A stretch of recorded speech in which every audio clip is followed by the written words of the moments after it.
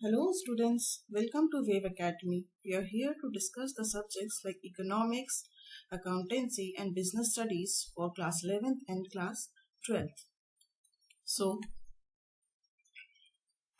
this is the brief introduction about myself. Myself is CMA Sushma Singh and these are my educational qualifications.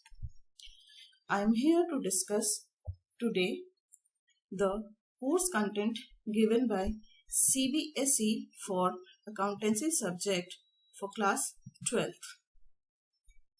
So this is the syllabus for accountancy.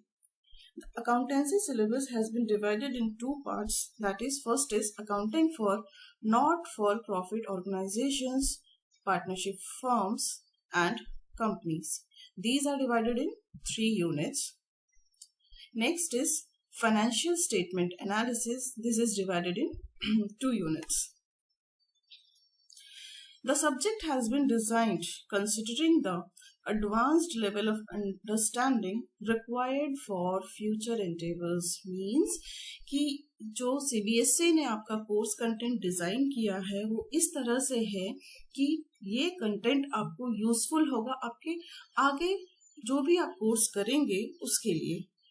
Course जैसे CA, ICWA, CS, BCom, MCom जो भी कुछ करेंगे उसके लिए ये आपको helpful होगा. Here the lectures will be bilingual, which will be easy for the students to understand and the concepts will be clarified using real life examples. यहाँ पर जो भी हम आपको समझाएंगे, जो भी कॉन्सेप्ट्स हम आपको क्लियर कराएंगे, उसमें हम जो एग्जाम्पल्स लेंगे वो रियल लाइफ एग्जाम्पल्स होंगे जो आपको इजी होगा समझने के लिए, जिससे आपको चीजें याद रहेंगी.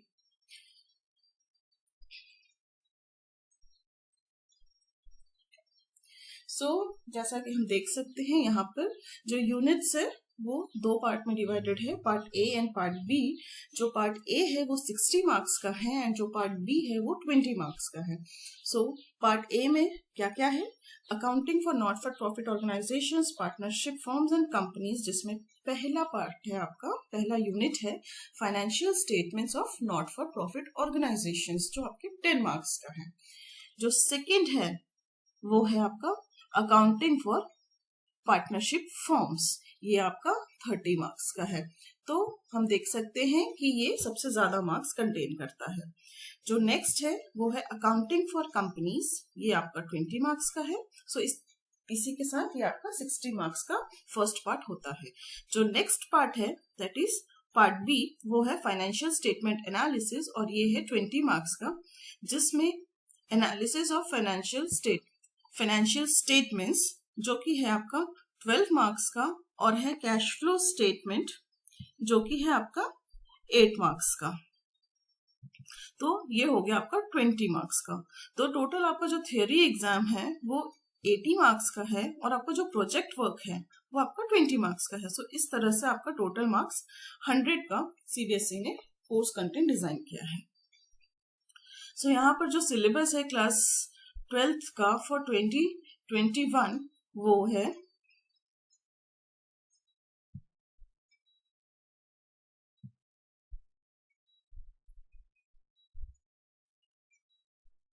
जैसा कि हम देख सकते हैं यहाँ पर जो थ्योरी है वो 80 मार्क्स का है, प्रोजेक्ट 20 मार्क्स का है. ये सारी चीजें मैंने आपको पहले ही डिस्कस कर लिया है.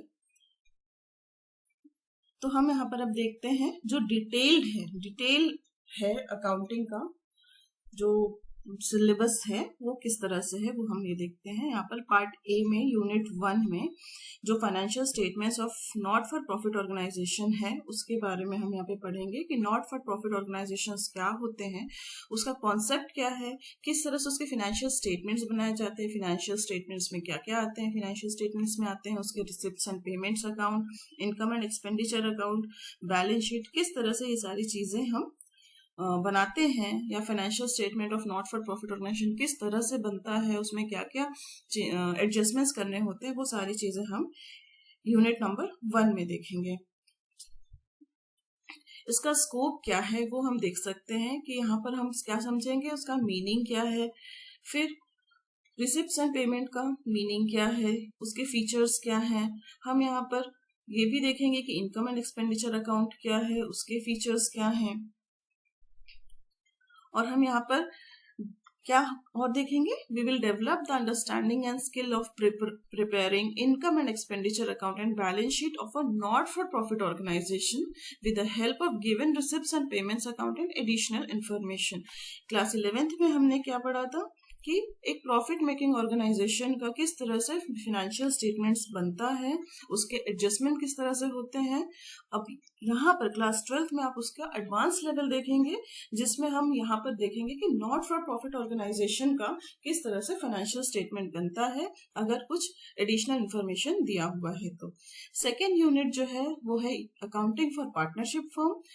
तो पार्टनरशिप फर्म क्या होता है वो हम यहाँ पर देखेंगे। जैसे कि आपने देखा था फॉर्म्स ऑफ ऑर्गेनाइजेशन जो आपने क्लास 11th में पढ़ा था, उसमें फॉर्म्स ऑफ ऑर्गेनाइजेशंस में पहला था आपका प्रोप्राइटरशिप, दूसरा था हिंदू अनडिवाइडेड फैमिली, तीसरा था फर्म्स, चौथा था जॉइंट स्टॉक कंपनीज, इस तरह से और भी थे। तो यहाँ पर हम यहाँ क्या देखेंगे, पार्टनरशिप फर्म्स, जो फर्म्स होते हैं उसको हम पार्टनरशिप फर्म भी बोलते हैं, और वो किस तरह से फॉर्म होते हैं, उसके वो कौन से प्रोविजंस ऑफ में इंडियन लॉ में कौन से प्रोविजन में उसका उल्लेख मिलता है, उसके बाद उसके अकाउंट्स किस तरह से बनते हैं, ठीक है। उसमें profit and loss appropriation account बनता है। Profit and loss appropriation account क्या होता है, जो प्रॉफिट एंड लॉस अकाउंट के बाद बनता है, तो वो किस तरह से बनता है वो हम सेकेंड यूनिट में देखेंगे।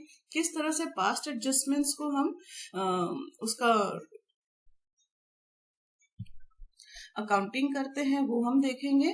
देन गुडविल, जो हम जानते हैं कि गुडविल क्या होता है, ये एक इंटैंजिबल एसेट होता है कंपनी के लिए, तो उसका वैल्यूएशन किस तरह से होता है, average profit, super profit and capitalization method से, ये सारी चीजें हम यूनिट 2 में देखेंगे, जो कि है आपका पार्टनरशिप फर्म। देन उसके आगे हम देखेंगे accounting for partnership firm. Partnership firm की अकाउंटिंग कैसे होती है, किस तरह से उसको बनाया जाता है, किस तरह से उसको डिसॉल्व किया जाता है, ठीक है। किस तरह से जो पार्टनर्स हैं, जो फर्म पार्टनरशिप फर्म में जो पार्टनर्स हैं, उनको जो प्रॉफिट होता है उस तरह से शेयर करते हैं, वो हम यहाँ पर देखेंगे। देन हम देखेंगे किस तरह से एक नया पार्टनर फर्म में इंट्रोड्यूस होता है या एडमिशन होता है उसका, और किस तरह से एक पार्टनर को रिटायरमेंट होता है और उसका अगर डेथ हो जाता है तो उसका इफेक्ट क्या होगा अकाउंटिंग में, पार्टनरशिप फर्म की अकाउंटिंग में उसका इफेक्ट क्या होगा वो हम देखेंगे। और ये सारी चीजें हम अकाउंटिंग स्टैंडर्ड 26 के बेस पर सॉल्व करेंगे या उसको ध्यान में रखते हुए हम उसको पढ़ेंगे। देन किस तरह से एक डिजीज्ड पार्टनर, मतलब एक ऐसा पार्टनर जिसकी डेथ हो गई है, उसके डेथ के बाद किस तरह से उसका अकाउंट सेटल होता है, ये सारी चीजें हम अकाउंटिंग फॉर पार्टनरशिप में फर्म में देखेंगे। देन नेक्स्ट हम देखेंगे कि अगर फर्म डिसॉल्व हो जाती है, यानी फर्म अगर बंद हो जाता है, उसका पार्टनरशिप खत्म हो जाता है, तो उसके बाद किस तरह से उस फर्म का अकाउंटिंग होता है, किस तरह से उसके अकाउंट्स का सेटलमेंट होता है, किस तरह से उनको पैसों का डिस्ट्रीब्यूशन होता है, वो सारी चीजें हम थर्ड यूनिट इस यूनिट में, जो कि आपका अकाउंटिंग फॉर पार्टनरशिप फर्म है, उसमें हम देखेंगे। देन नेक्स्ट है account unit 3 which is accounting for companies. Accounting for companies यानी कि जैसा कि हमने देखा था फॉर्म्स ऑफ ऑर्गेनाइजेशन में पार्टनरशिप फर्म के बाद क्या आता है, जॉइंट स्टॉक कंपनीज। तो उस कंपनी का अकाउंटिंग किस तरह से किया जाता है वो हम इसमें देखेंगे। क्या क्या है, अकाउंटिंग फॉर शेयर कैपिटल, तो शेयर क्या होता है, शेयर से कैपिटल कैसे रेज होता है, उसके नेचर क्या होता है, उसके टाइप्स कैसे होते हैं, वो सारी चीजें हम यूनिट नंबर 3 में देखेंगे। देन अकाउंटिंग किस तरह से किया जाता है वो शेयर कैपिटल का, उसको इश्यू कैसे करते हैं। देन इक्विटी शेयर क्या होता है, प्रेफरेंस शेयर क्या होता है, किस तरह से शेयर कैपिटल है उसको किस तरह से कितने पार्ट्स में डिस्ट्रीब्यूट किया गया है, वो सारी चीजें हम इसमें देखेंगे। देन हम यहाँ पर concept of private placement and employ stock option plan, ESOP, ESOS, ये सब देखेंगे। देन फोरफीचर क्या होता है, आपके लिए ये नया वर्ड होगा फोरफीचर, ठीक है। तो फोरफीचर क्या होता है वो हम इसमें देखेंगे। देन फोरफीचर के बाद री इशू क्या होता है शेयर्स का, कैसे किस तरह से होता है वो हम इसमें देखेंगे। देन बैलेंस शीट जब हम एक कंपनी का बनाते हैं, अभी तक अपन ने जो बैलेंस शीट बनाया है वो एक प्रोप्राइटरशिप फर्म के लिए बनाया है या प्रोप्राइटरशिप के लिए बनाया है, हम कंपनी का बैलेंस शीट नहीं बनाया है। तो एक कंपनी का बैलेंस शीट बनाते समय क्या क्या चीजें डिस्क्लोज करते हैं वो हम इसमें देखेंगे, क्योंकि डिस्क्लोज करना ही कंपनी को के लिए जरूरी है। नेक्स्ट है आपका अकाउंटिंग फॉर डिबेंचर्स। तो डिबेंचर्स क्या होता है, डिबेंचर्स को हम किस तरह से डिफाइन करते हैं, डिबेंचर कितने प्रकार के होते हैं, कैसे उसको इशू किया जाता है, कैसे डिबेंचर को कोलेटरल सिक्योरिटी के तौर पर इशू करते हैं, डिबेंचर इंटरेस्ट ऑन डिबेंचर्स किस तरह से हम उसको अकाउंटिंग करते हैं, उसका किस तरह से राइट ऑफ करते हैं हम, डिस्काउंट या लॉस होता जो है डिबेंचर्स के इशू पर उसको। तो ये सारी चीजें हम अकाउंटिंग फॉर डिबेंचर्स में देखेंगे। देन नेक्स्ट है आपका पार्ट बी। तो इस तरह से पार्ट ए जो कि था आपका accounting for not for profit organization, partnership firms and companies, वो खत्म हो जाता है। और पार्ट बी जो है फाइनेंशियल स्टेटमेंट एनालिसिस, उसको हम स्टार्ट करेंगे। और यूनिट 4 में सबसे पहले है आपका एनालिसिस ऑफ फाइनेंशियल स्टेटमेंट्स। तो फाइनेंशियल स्टेटमेंट्स मतलब क्या समझ में आता है अपन को फाइनेंशियल स्टेटमेंट्स मतलब समझ में आता है कि trading account, profit and loss account and balance sheet. तो सारी कंपनियां ये बनाती हैं फाइनेंशियल स्टेटमेंट्स। तो उसको अब सारी कंपनियों को डिसीजन लेने के लिए किस तरह से उन फाइनेंशियल स्टेटमेंट्स को यूज करते हैं, उसको किस तरह से एनालाइज करते हैं, किस किस मेथड से एनालाइज करते हैं, ये सारी चीजें हम इस यूनिट में देखेंगे। तो जैसा कि हम देख रहे हैं कि फाइनेंशियल स्टेटमेंट एनालिसिस का ऑब्जेक्टिव्स क्या है, लिमिटेशन क्या है, इंपॉर्टेंस क्या है, वो हम यहाँ पर देखेंगे। और क्या क्या टूल्स या मेथड भी बोल सकते हैं उसको, फाइनेंशियल स्टेटमेंट एनालिसिस करने के क्या क्या टूल्स हैं वो हम देखेंगे। क्या क्या टूल्स हैं, comparative statements, common size statements, cash flows analysis, ratio analysis, ये सारी चीजें हम इसमें देखेंगे। अब रेशियो एनालिसिस में बहुत सारी चीजें हैं।